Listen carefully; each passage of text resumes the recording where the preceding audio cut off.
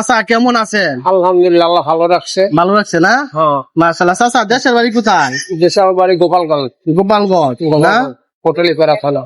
ও, ছেলে মেয়ে কয়জন? 5 মেয়ে 1 ছেলে। 5 মেয়ে 1 ছেলে না?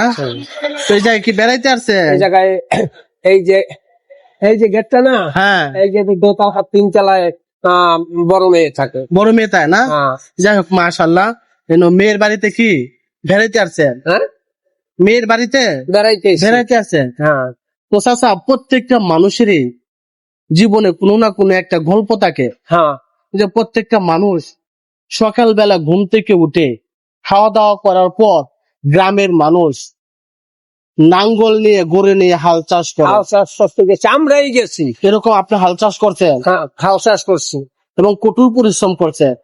পরিশ্রম জীবনে এগুলা ভাষায় ব্যক্ত করা যায় না। ছোট্ট একটু গল্প শোনান।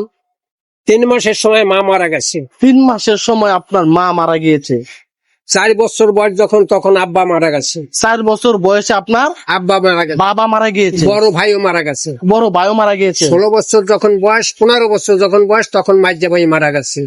উফ, যখন আপনার বয়স 16 তখন 15 বছর বয়সের সময় 15 বছর বয়সের সময় আপনার মাইজা ভাই মারা গেছে। মাঝা ভাই মারা আর গেছে। ছেলে মেয়ে রেখে গেছে, তাগো তত্ত্ব তাহলাফি করতে হয়েছে আমার।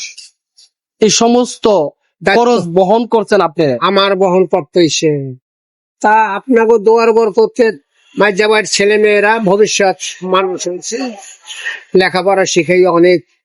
তাদেরকে কষ্ট করে লেখাপড়া শিখে মানুষ করছে। হ্যাঁ, এখন তারা চাকরি বাকরি করে। হ্যাঁ, চাকরি বিক্রি করে। তো এই যে সকালবেলা ঘুম থেকে উঠে তাদেরকে মানুষ করার জন্য, আগে আমার বাবা বলতো আর কি, সকালবেলা দেখতাম যে কাদের মধ্যে লাঙ্গল আর গরু নিয়ে মাঠের মধ্যে গিয়ে জমি আবাদ করছে, চাষ করছে। হ্যাঁ, আমরাই করছি। মানুষ কতটা কষ্ট করছে, কত কষ্ট করছি। দিন রাত পরিশ্রম করছে। পাড়ের টিয়া দীর্ঘ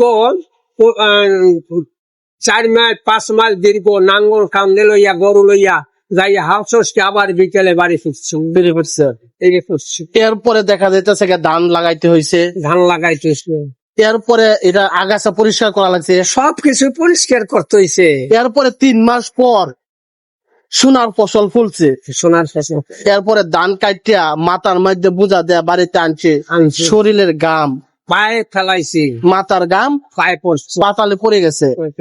এরপরে ধানগুলা বিক্রি করে সেই টাকা দিয়া নিজে চলছি, পরিবারকে চালাইছি এবং ভাই বোনদেরকে পড়াশোনার দায়িত্ব নিছি। দায়িত্ব নিচ্ছি।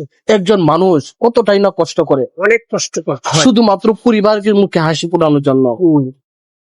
প্রিয় দর্শক, আমার এই চাচার গল্পটা যদি আপনাদের কারোর সাথে মিলে যায়, অবশ্যই কমেন্ট বক্সে জানাবেন। সকলে ভালো থাকেন, সুস্থ থাকেন। আল্লাহ হাফেজ।